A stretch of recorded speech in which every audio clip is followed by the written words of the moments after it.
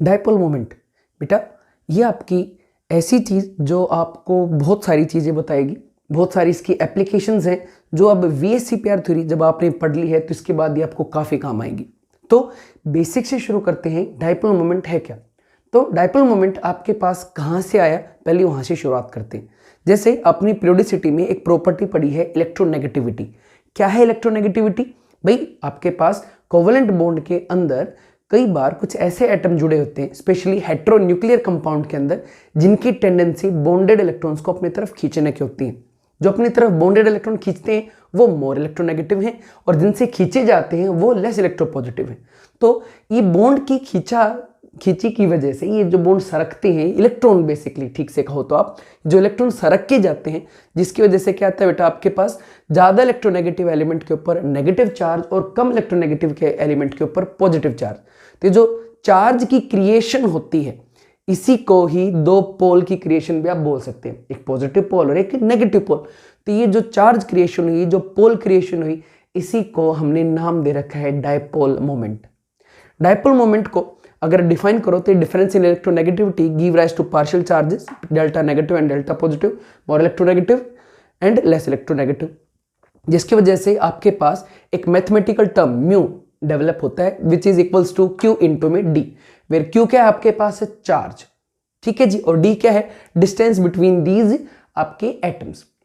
Charge कितना होगा भाई, चार्ज आपके पास जो डेवलप हुआ है वो हमेशा इक्वल एंड अपोजिट रहेगा। अगर इस पे एक नेगेटिव है तो इस पे एक पॉजिटिव है, इस पे दो नेगेटिव है तो इस पे दो पॉजिटिव है, मतलब जो भी यूनिट्स रहेंगी वो आपके पास यूनिट्स हमेशा इक्वल रहेंगी एंड अपोजिट रहेंगी। तो यहां पर जो Q इंटू D लिया जाएगा आपके पास वो मैग्नीट्यूड लिया जाएगा, ना कि आपके पास साइन भी।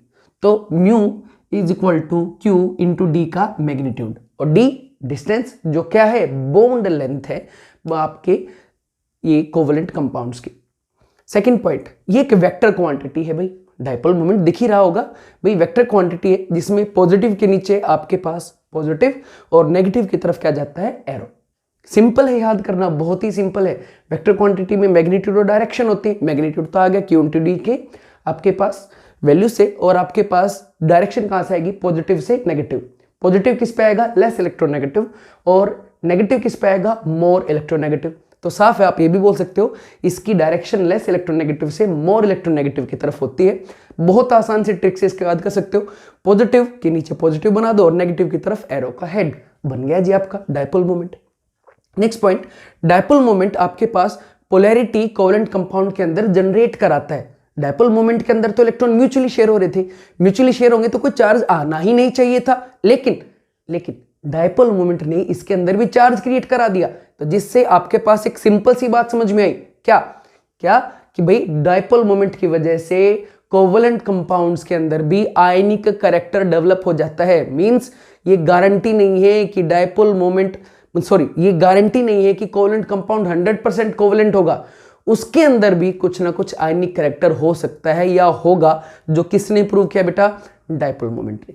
सो आपके पास नेक्स्ट पॉइंट, जब आप डायपोल मोमेंट को समझा लेते हो क्या है भाई, आपके पास एक मैथमेटिकल टूल है जो डिफाइन करता है डायपोल मोमेंट। लास्ट में अगर समराइज करो तो बोल सकते हो डायपोल मोमेंट एक टूल है, मैथमेटिकल टूल है जो डिफाइन करता है कि किसी कोवेलेंट कंपाउंड के अंदर कहीं आयनिक नेचर तो नहीं आ गई, और अगर आ गई है तो कितनी आ गई है।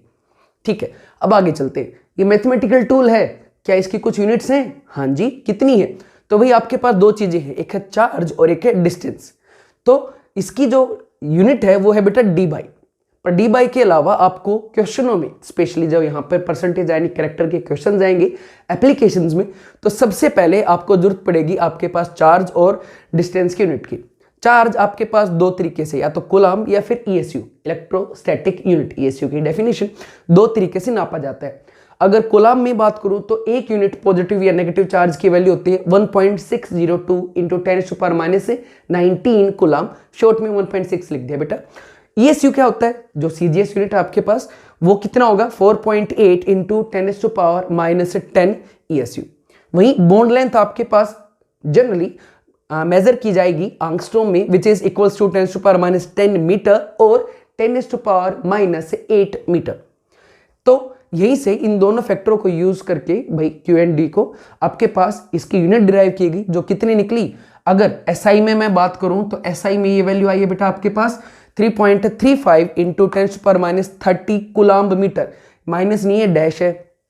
और अगर CGS में बात करूं तो कितने है बेटा आपके पास 4.8 into 10⁻10 ESU dash centimetre, ESU centimetre.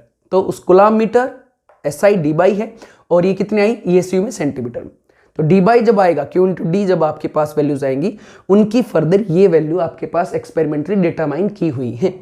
थोड़ा सा और आगे आते हैं बेटा। अब एक इंपॉर्टेंट चीज, बार बार आपने VSCPR में बॉन्ड मोमेंट जीरो हो गया, सिमेट्रिकल अनसिमेट्रिकल डायपोल मोमेंट, इतना 2 वर्ड सुने होंगे बॉन्ड मोमेंट और डायपोल मोमेंट, तो उनका भी थोड़ा सा कंफ्यूजन जो कई बार आपके दिमाग में आता है उसको दूर करते हैं। तो बॉन्ड मोमेंट क्या है, कोई भी कंपाउंड के अंदर अगर एक ही बॉन्ड है तो उस बॉन्ड की Q इंटू डी की मल्टीप्लीकेशन क्या डिफाइन करती है उसका बॉन्ड मोमेंट। ऑब्वियस सी बात है डायरेक्शन भी साथ में ही है, बट आपके पास एक के पर्टिकुलर बॉन्ड का कितना डायपोल मोमेंट है, मैथमेटिकली Q इंटू डी की वैल्यू कितनी है उसको डिफाइन किया जाता है बॉन्ड मोमेंट। जैसे मैंने HF का एग्जांपल दिया, एक ही बॉन्ड है भाई यहाँ पर, तो ये जो इसका dipole moment Q into D आएगा इसको आप क्या कह दोगे बॉन्ड मोमेंट। लेकिन अगर पॉली एटॉमिक मॉलिक्यूल्स हैं, एक से ज्यादा जिसके अंदर बॉन्ड है, पॉली मतलब मैनी, एटॉमिक यानी कि एटम्स, तो एक से ज्यादा अगर एटम वाले आपके पास मॉलिक्यूल्स हैं तो वहां पर आपके पास कई सारे बॉन्ड होंगे। उन कई सारे बॉन्ड्स का जो सम आएगा किस चीज का, डायपोल मोमेंट्स का। जैसे H2 है आपके पास, यहां पर 3 आपके पास आराम से बॉन्ड बन जाएंगे। कौन कौन से, OHH 2 तो ये कोवेलेंट बॉन्ड और एक आपके पास O और आपके पास लोन पेयर। तो O और H में ज्यादा इलेक्ट्रोनेगेटिव ऑब्वियस है, ऑक्सीजन है तो डेल्टा नेगेटिव आ जाएगा और हाइड्रोजन पे डेल्टा पॉजिटिव। डायरेक्शन बना दीजिए, ऐसे यहाँ पे डायरेक्शन बना दी। और रही बात इलेक्ट्रॉन की और ऑक्सीजन की, तो इलेक्ट्रॉन से ज्यादा इलेक्ट्रोनेगेटिव तो केमिस्ट्री में कौन आएगा भाई, तो ऑब्वियस है ऑक्सीजन और आपके पास इलेक्ट्रॉन में ज्यादा इलेक्ट्रोनेगेटिव इलेक्ट्रॉन ही रहेंगे, तो डायरेक्शन आ गई।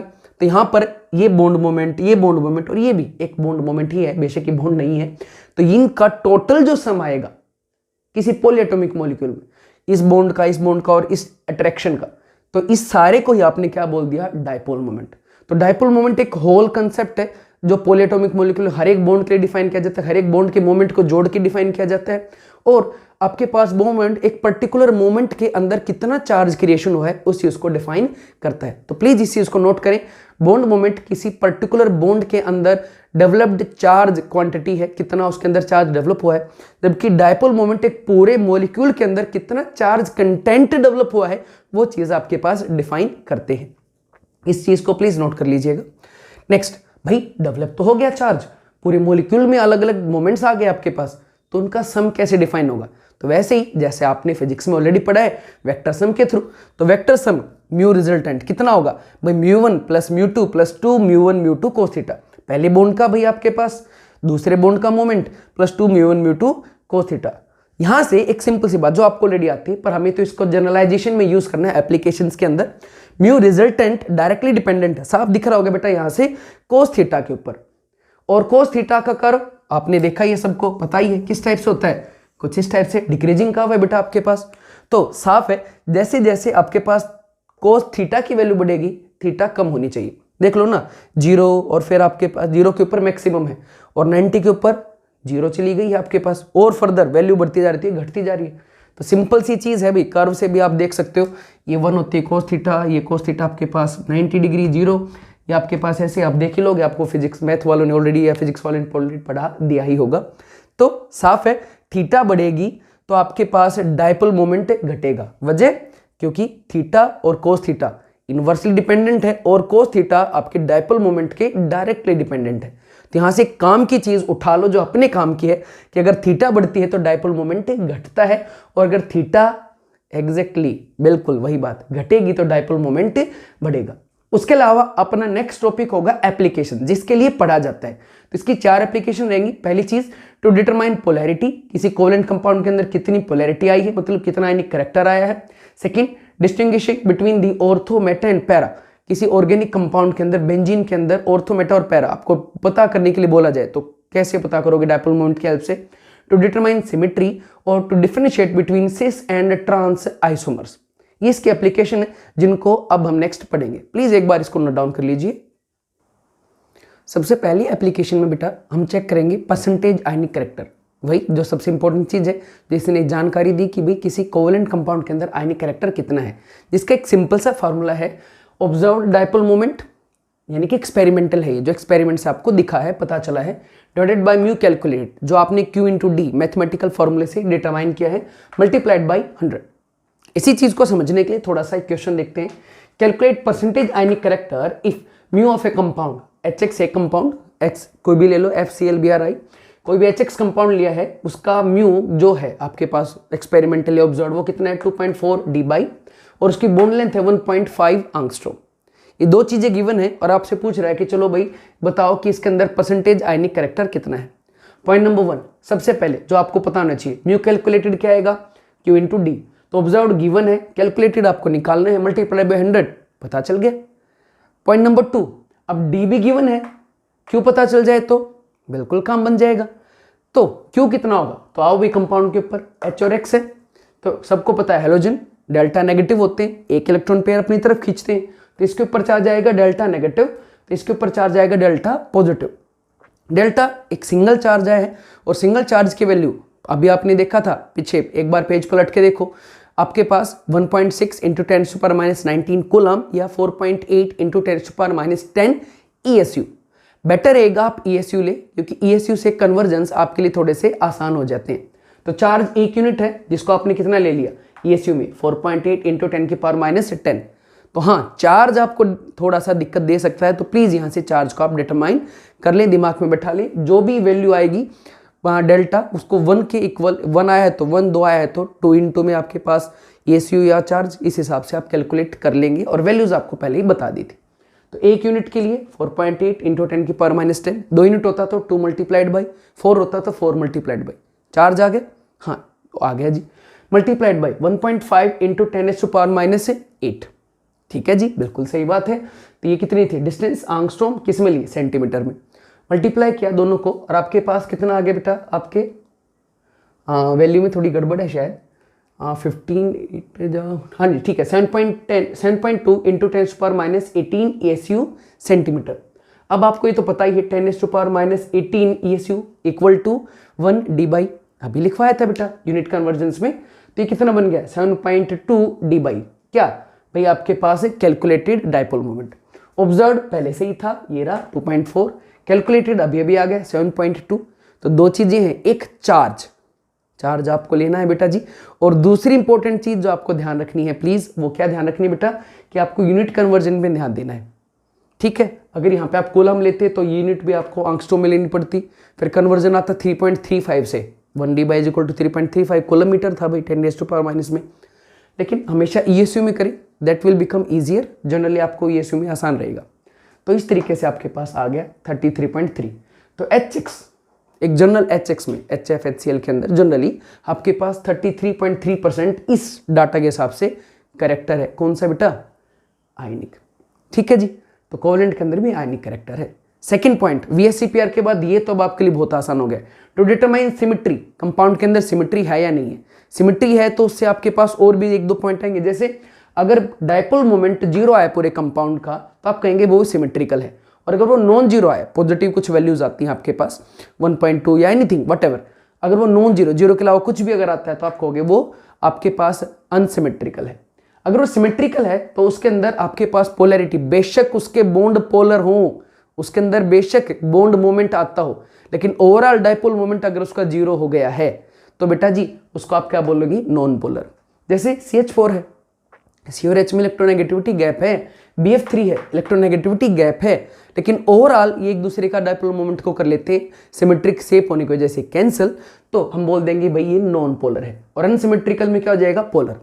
तो सिमेट्रिकल के केस VSEPR के हिसाब से कौन से हैं, ये सारे 2-0, लोन पेयर 0, 3-4 में भी लोन पेयर 0 रहेंगे, कोई लोन पेयर नहीं, और साइड एटम सारे सेम है, ध्यान दीजिएगा साइड एटम सारे के सारे एक ही जैसे हैं, तो वो सारी shapes linear, trigonal, planar, tetrahedral, सारी की सारी विद एग्जांपल्स भी बेटा जी सारी क्या रहेंगे आपके पास, सिमेट्रिकल। तो इन सारों के अंदर पोलैरिटी 0 है, इनके अंदर कोई पोल्स क्रिएट नहीं हुए हैं। वहीं 2 केस और भी हैं, 5 स्टेरिक नंबर में 2 बॉन्ड पेयर, 3 लोन पेयर वाला लीनियर, और 4-2 ये 6 वाले में है जो क्या होता है आपके पास स्क्वायर प्लेनर। इनके अंदर बेशक आपके पास लोन पेयर्स हैं, लेकिन इनकी शेप इस तरीके से बनी कि उन्होंने भी नेट मोमेंट कितना बना लिया बेटा जी, 0। वहीं कुछ ऐसी भी शेप हैं जो अनसिमेट्रिकल हैं, कुछ इंपॉर्टेंट केस है जो आपने जरूर पढ़े होंगे। आपके पास डायरेक्ट नंबर 5 के दोनों केस 3, 2 एंड 4, 1 बहुत इंपॉर्टेंट, वीएससी पेयर में बहुत जोर दिया है इस पे, प्लीज ध्यान दीजिएगा। ये टी शेप या एरो शेप रहेगा। वहीं 4, 1 ये आपके पास सीसो शेप में रहेगा और 3, 1 ये आपके पास पिरामिडल है। तो इनके अंदर आपके पास बॉन्ड मोमेंट भी है और डायपोल मोमेंट भी है, तो इनके अंदर पोलैरिटी रहेगी। तो म्यू यहाँ पे नॉन जीरो और ये सारे पोलर हैं, और इनमें सारों में म्यू 0 है, तो ये सारे नॉन पोलर हैं। अब बात करते हैं बेटा जी एप्लीकेशन नंबर 3 की। तो बेटा जी अब बात करते हैं लास्ट और 1-2 क्वेश्चनों की छोटे छोटे। To determine cis and trans isomers, आपके पास डायपोल मोमेंट 2 टाइप के ज्योमेट्रिकल आइसोमर्स होते हैं, एक होता है सिस और एक होता है ट्रांस। आपके पास जैसे यहाँ पे लिखा हुआ है, जो पहले वाला केस है बेटा ये है आपके पास ट्रांस, और ये जो दूसरे वाला है बेटा ये है आपके पास सिस। क्या होते हैं सिस एंड ट्रांस? जब 2 फंक्शनल ग्रुप, कोई भी आपके पास 2 फंक्शनल ग्रुप के पेयर्स हैं, जैसे बी फंक्शनल ग्रुप है और ए फंक्शनल ग्रुप है, अगर वो एक दूसरे के अपोजिट अलाइन हो तो उसको बोलते हैं ट्रांस। अपोजिट वाले को क्या बोलते हैं बेटा? ट्रांस।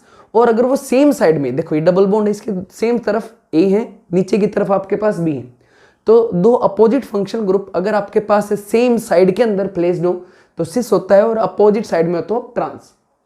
तो सिस एंड ट्रांस को आइडेंटिफाई करने में ये आपके पास मदद करता है। कैसे? आप देखोगे ट्रांस में ऑलमोस्ट डायपोल मोमेंट ये इधर है, इसका इधर है, ए और बी ज्यादा इलेक्ट्रोनेगेटिव है कार्बन से, तो इसका डायपोल मोमेंट का डायरेक्शन ऐसे हो जाएगी, कार्बन पे क्या आएगा डेल्टा पॉजिटिव, बी पे डेल्टा नेगेटिव, ऐसे delta positive delta negative, direction ऐसे हो जाएगी। सिमिलरली ए ज्यादा इलेक्ट्रोनेगेटिव है तो डेल्टा नेगेटिव डेल्टा पॉजिटिव और डेल्टा नेगेटिव, तो आपके पास इस तरीके से डायरेक्शन आएंगी। तो आप देख ही रहे होगे ये इसको कैंसिल आउट कर रहा है, यहाँ वाला इसको कैंसिल आउट, और ये रेड एरो इस रेड एरो को, तो एक दूसरे को कैंसिल आउट करें तो almost it is tending to 0। अगर अलग अलग फंक्शन ग्रुप है तो शायद 0 ना भी हो। वहीं आपके पास सिस वाले केस में अगर आप बात करोगे तो सिस वाले केस में भाई इनका दोनों का डायपोल मोमेंट कुछ इस तरफ आएगा नेट, इन दोनों का बॉन्ड मोमेंट्स इकट्ठा होकर इस तरफ आएगा। तो ओवरऑल डायपोल मोमेंट इसका किस वाले का बेटा जी? इस वाले का कभी भी आपके पास 0 नहीं आएगा, कुछ ना कुछ आएगा जरूर। क्यों? क्योंकि दोनों की अलग अलग इलेक्ट्रोनेगेटिविटी है, कैंसल आउट थोड़ा ना हुआ है, ए वाली अलग है बी वाली अलग है, तो आपके पास डायपोल मोमेंट में जो क्यू डेवलप्ड होंगे दोनों अलग अलग होंगे, ठीक है ना जी, डी भी अलग अलग रहेंगी, तो कुछ ना कुछ वैल्यू जरूर आएगी, तो ये 0 कभी नहीं आएगा, इतना श्योर है। तो कैंसल आउट करेंगे जरूर लेकिन 0 कभी भी नहीं आएगा। तो यहाँ से एक बात पता चलती है कि जनरली, क्योंकि जब आप जनरल ऑर्गेनिक केमिस्ट्री पढ़ेंगे तो देखेंगे कि इसकी भी अंदर एक्सेप्शंस होती हैं, वो डिपेंड करता है डायरेक्शंस पे, सब्स्टिट्यूएंट पे, ये ए और बी क्या जोड़ रखे हैं, किस तरीके से जुड़े हुए। बट हाँ जनरली आप एक बात कह सकते हैं कि डायपोल मोमेंट सिस वाले का हमेशा ज़्यादा रहता है, जनरली ज़्यादा रहता है ट्रांस वाले से, हमेशा कहना गलत है, सॉरी। तो सिस एंड ट्रांस को कैसे पता करोगे? एक सिस है एक ट्रांस है, फिर एकदम से कंफ्यूज कर दिया, बताओ कौन सा सिस कौन सा ट्रांस, तो डायपोल मोमेंट निकाल लो भाई, जिसका डायपोल मोमेंट ज़्यादा वो सिस, जिसका कम वो ट्रांस जनरली। अगला ऑर्गेनिक की ही दूसरी एप्लीकेशन है, ऑर्गेनिक कंपाउंड के अंदर, एरोमेटिक कंपाउंड के अंदर सिस आपके पास ऑर्थो, मेटा और पैरा 3 चीजें होती हैं, इनको भी आइडेंटिफाई करने में मदद करता है। कैसे? देखो ये है भाई आपके पास ऑर्थो, क्या?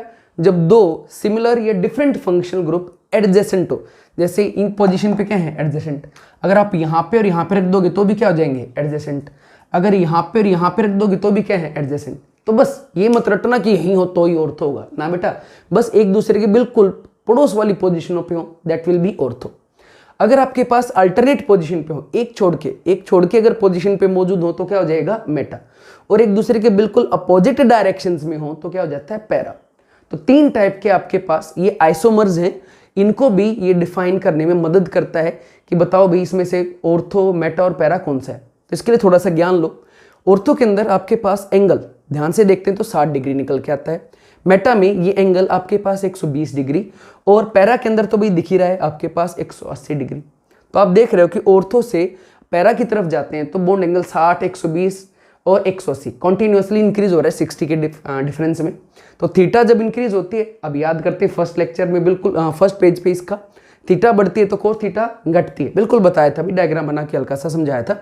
तो और कोस थीटा घटती है तो म्यू भी घटेगा, दैट इज इट। तो भाई यहाँ से एक पता चल गया ना, यहाँ पे थीटा मैक्सिमम है तो इसका म्यू मिनिमम होगा, ये intermediate and it will be maximum, क्योंकि यहाँ पे थीटा मिनिमम है, theta minimum mu maximum, theta maximum mu minimum. तो यहाँ से आपके पास एक जनरल ट्रेंड आता है कि भाई सबसे ज़्यादा डाइपोल मोमेंट आपके पास ऑर्थो का, उसके बाद मेटा का, और सबसे थोड़ा किसका, पैरा का। तो ऑर्थो, पैरा और मेटा को भी आइडेंटिफाई करने की मदद करता है। जैसे आपको दे दिया जाए, एक वैल्यू दे दी बेटा आपको 1.2, डाइपोल मोमेंट के वैल्यूज हैं, एक 2.4 और एक दे दी 3 पॉइंट आपके पास 1। पूछा जाए बताओ इसमें से आपके पास ऑर्थो कौन सा है, तो बाय जनरल ट्रेंड्स आप ये बोल सकते हो 3.1 ऑर्थो रहा होगा, 2.4 जो वैल्यू है वो आपके पास पक्का मेटा है, और जो सबसे थोड़ी आई है वो आपके पास कौन सी रहेगी बेटा, पैरा। सबसे ज़्यादा वाली ऑर्थो, इंटरमीडिएट मेटा और सबसे थोड़ी आपके पास है पैरा। चलो भाई अब थोड़े से क्वेश्चंस करते हैं, आपके पास स्कूल लेवल के क्वेश्चंस छोटे छोटे आसान आसान से। प्रूव करो अमोनिया का डाइपोल मोमेंट आपके NF3 के डाइपोल मोमेंट से हमेशा ज़्यादा होता है, क्यों? ध्यान से भाई, अब बात करते हैं डायरेक्शंस की, एप्लीकेशन की, जो आपने अभी पढ़ा है। ये अमोनिया बेटा, यहाँ पे डायरेक्शन चेक कीजिए प्लीज। नाइट्रोजन, हाइड्रोजन में ज्यादा इलेक्ट्रोनेगेटिव नाइट्रोजन, एरो ऐसे आएंगे सारे के सारे, बिल्कुल सबको पता है। और भाई नाइट्रोजन और आपके लोन पेयर में, तो लोन पेयर से ऊपर तो इलेक्ट्रोनेगेटिव को है ही नहीं, तो इसका एरो भी ऊपर आएगा। इन सारे एरोज का सम आपके पास कहाँ जाएगा, ऊपर की तरफ, और सब एक दूसरे के साथ क्या हो रही है, ऐड हो रही है। वही दूसरी तरफ देखो, नाइट्रोजन फ्लोरीन में वर्ल्ड का वर्ल्ड का मोस्ट इलेक्ट्रोनेगेटिव एलिमेंट कौन, फ्लोरीन आ गया है। अब की बार एरो बदल गई है, अब की बार एरो नाइट्रोजन से फ्लोरीन की तरफ जाएगा, तो 3 का सम तो आएगा नीचे की तरफ और लोन पेयर वाला आएगा ऊपर की तरफ, तो कुछ वैल्यू यहाँ पर आपकी कैंसल आउट हो जाएगी, जबकि यहाँ पे सारे ऐड हो रहे हैं। तो हाँ, कौन सा ज्यादा डाइपोल मोमेंट लेके चलेगा, NH3, और किसका कम होगा, NF3। बिल्कुल आसान सा क्वेश्चन था। सेकंड भाई आपके पास CH3Cl और CH3F, इसमें CH3Cl का डाइपोल मोमेंट ज्यादा क्यों है, आप थोड़ा ध्यान दीजिएगा भाई। अब की बार दोनों ही आपके पास VSEPR थ्योरी को ध्यान से समझोगे तो 4 0 वाले केस हैं, दोनों ही आपके पास टेट्राहेड्रल हैं। तो देखो भाई आपके पास इसमें डाइपोल मोमेंट, कार्बन हाइड्रोजन में, कार्बन की इलेक्ट्रोनेगेटिविटी 2.2 और हाइड्रोजन की अप्रोक्सीमेटली 2.1, तो ज्यादा इलेक्ट्रोनेगेटिव कौन हो गया बेटा जी, हमेशा कार्बन। तो कार्बन के ऊपर नेगेटिव, तो एरो देखो कार्बन की तरफ आ रहे। कार्बन फ्लोरीन में, फ्लोरीन ज्यादा इलेक्ट्रोनेगेटिव, तो एरो ऊपर की तरफ जा रहे, तो सारे नेट कहाँ जाएगा, ऊपर की तरफ। क्लोरीन में कुछ चेंज तो नहीं है, देखते हैं। इसमें भी हाइड्रोजन वाले तो तीनों ऊपर ही जाएंगे, और क्लोरीन वाला भी, कार्बन क्लोरीन में क्लोरीन ज्यादा इलेक्ट्रोनेगेटिव है, पोलिंग स्केल ने बताया था, बिल्कुल बताया था। तो इसकी इलेक्ट्रोनेगेटिविटी 3 के आसपास है, तो कार्बन से ज्यादा ही है, तो इसकी भी कहाँ रहेगी, ऊपर की तरफ। अब पंगा आ गया भाई, ये क्या, दोनों सेम ही है और फ्लोरीन ज्यादा इलेक्ट्रोनेगेटिव है, तो इसने क्यों ज्यादा डेवलप कराया होगा, बिल्कुल कराया होगा, क्योंकि डाइपोल मोमेंट क्या था, charge developed multiplied by distance. तो भाई इसके केस में चार्ज ज्यादा होना चाहिए था, लेकिन एक मुद्दा और भी है ना, डिस्टेंस वाला। और ये ध्यान देना, कार्बन क्लोरीन में क्लोरीन वाला डिस्टेंस वाला फैक्टर, इलेक्ट्रोनेगेटिविटी का बहुत ज्यादा डिफरेंस नहीं है, लेकिन हाँ डिस्टेंस का डिफरेंस काफी ज्यादा है। फ्लोरीन हाईली इलेक्ट्रोनेगेटिव और एक्सेप्शनली स्मॉल है, क्लोरीन आपके पास इलेक्ट्रोनेगेटिव थोड़ा सा कम है, लेकिन साइज भी इसका ठीक है। तो चार्ज वाले फैक्टर को जो फ्लोरीन ने ज्यादा डेवलप कराया था, इसके डिस्टेंस वाले फैक्टर ने ओवर पावर कर लिया है। ध्यान दीजिएगा, अगलों में नहीं हो पाएगा ये, कहोगे सर ब्रोमीन का तो और भी ज्यादा होता है, नहीं भाई, फिर CF3 आ जाएगा। ऐसे ही अगर आपके पास एक बार F, एक बार क्लोरीन, एक बार ब्रोमीन, एक बार आयोडीन, चारों आए, तो मैक्सिमम किसका रहेगा, क्लोरीन वाले का, फिर फ्लोरीन वाले का, फिर ब्रोमीन और फिर आयोडीन। सर आयोडीन में तो डिस्टेंस बहुत ही ज्यादा होगी, तो उसमें चार्ज बहुत थोड़ा होगा ना भाई, बहुत ही थोड़ा होगा। तो हाँ भाई आपके पास यहाँ पर सिर्फ ध्यान देना, एक्सेप्शनल केस लगा लो या स्पेशल केस लगा लो, एक्सेप्शन बोलना तो बेवकूफ़ी है। क्लोरीन वाले केस में आपके चार्ज डेवलप्ड को क्लोरीन ने ओवर पावर कर दिया है, तो क्लोरीन वाले का डाइपोल मोमेंट ज्यादा रहेगा, बेशक डायरेक्शन सबकी सेम ही है। तीसरा केस भाई आपके पास OH वाले का, अभी बात हुई ट्रांस वालों में, तो भाई आपके पास डाइपोल मोमेंट वैसे भी कैंसिल आउट हो जानी है अगर एक ही जैसे हैं तो। जैसे यहाँ क्लोरीन लगा लो, यहाँ क्लोरीन लगा लो, इसका डाइपोल मोमेंट ऊपर की तरफ है, तो ये कार्बन ही बेंजीन के अंदर, इसका डाइपोल मोमेंट नीचे लगा लो, तो ओवरऑल क्या हो जाएगा, कैंसिल आउट। तो जनरली हम ये लगा के चलते कि ट्रांस का तो डाइपोल मोमेंट 0 ही हो जाएगा आपके पास, लेकिन यहाँ पर भी आपकी इस मिथ को, आपकी गलत कंसेप्ट को तोड़ने के लिए कहा है OH। OH का 0 नहीं होता, क्यों, अरे सीधा कहोगे सर O ज्यादा इलेक्ट्रोनेगेटिव है ऐसे, ये ज्यादा इलेक्ट्रोनेगेटिव है ऐसे, तो दोनों कैंसिल आउट हो गए, 0 हो जाने चाहिए ना। ध्यान से आगे देख लिया होगा, हाँ देखने में तो आप लोग बहुत एक्सपर्ट हैं। और ओ का डायपोल मोमेंट कट जाएगा, बॉन्ड मोमेंट सॉरी, और ओ का बॉन्ड मोमेंट एक दूसरे को कैंसिल आउट कर लेगा, बिल्कुल कर लेगा, क्योंकि दोनों अपोजिट है एक दूसरे के। लेकिन यहाँ पे OH ये भी तो बॉन्ड मोमेंट्स हैं और दोनों ही सेम डायरेक्शन में है, तो दोनों ऐड होंगे ना भाई, तो नेट बेशक बहुत थोड़ा आएगा, 0 तो नहीं आएगा। क्यों थोड़ा क्यों आएगा? ओ का तो कट गया, लेकिन OH तो जुड़ गए ना, बिल्कुल। और लास्ट केस ये आपके पास CH3X mono derivative, CH2X2 di halogen derivative, CHX3 haloforms tri halogen derivative, CH4 tetra halides. इन चारों को अरेंज करो इन आप ऑर्डर ऑफ पोलैरिटी में, किसका ज़्यादा किसका कम। तो सीधी बात, पॉइंट नंबर 1 पहले दिमाग में लेके आओ, पोलैरिटी पहली एप्लीकेशन कैसे पता चलेगा भाई? जिसका डायपोल मोमेंट ज़्यादा उसकी पोलैरिटी ज़्यादा, तो आपको डायपोल मोमेंट ही निकालना है इनडायरेक्टली। तो भाई आपके पास डायपोल मोमेंट कैसे निकलेगा? चारों की फटाफट से डायग्राम बना लो, ये आ गया CH3X, उसके बाद CHHX2, उसके बाद CHX3 और CX4। ये तो साफ ही दिख रहा है, इसमें तो डाउट ही नहीं है, सारे साइड आइटम सेम है, टेट्राहेड्रल है, ये सारे एक दूसरे को आपको दिखाया था क्लास में बना के, दोनों एक दूसरे को क्या कर लेंगे? Cancel out. क्योंकि एक टेट्राहेड्रल के अंदर आपके पास कैसे होते हैं? इस टाइप से। इनका डायपोल मोमेंट कहाँ आएगा बेटा? कई बार दिखा है, इनका डायपोल मोमेंट यहाँ आएगा, दूसरे वालों का यहाँ आएगा, तो दोनों एक दूसरे को एग्जैक्टली क्या कर लेंगे? Cancel out. तो यहाँ तो पक्का क्या हो गया? Dipole moment 0। तो सबसे थोड़ा तो ये होना चाहिए। बाकी अब अगलों को चेक करते हैं बेटा जी। जब आप अगलों को चेक करने जाओगे तो अब इसकी बात करते हैं। इसमें आपके पास हेलोजन्स का आपके पास नीचे की तरफ, और हाइड्रोजन भी आपके पास कहाँ रहा है? नीचे की तरफ आ रहा है। लेकिन जब आप डायग्राम में देखोगे तो कुछ और ही होगा। ये 2 हेलोजन है भाई, ये इधर लेके जा रहा है, ये इधर, नेट इधर आ गया, ये इधर लेके जा रहा है एक हेलोजन। ध्यान दीजिएगा भाई, एक हेलोजन इधर और हाइड्रोजन इधर, हाइड्रोजन इसी की तरफ आ रहा है, हाइड्रोजन इसकी तरफ आ रहा है, ऐसे ऐसे और ऐसे। तो इनका डायपोल मोमेंट इधर गया, इनका डायपोल मोमेंट इधर आया।